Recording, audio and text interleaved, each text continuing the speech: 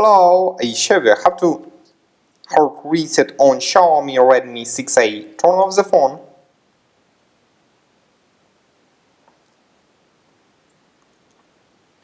Next, press and hold the power button and volume up key for a few seconds.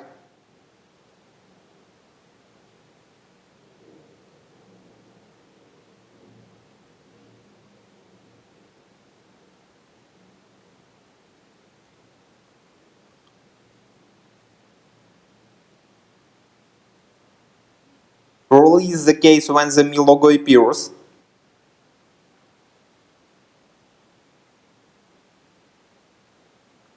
Now use volume key and power button to select Vape data, then choose Vape all data. Finally click Reboot and reboot to system. Your device will now restart successfully. The hard reset is completed now. Subscribe to our YouTube channel and rate the video.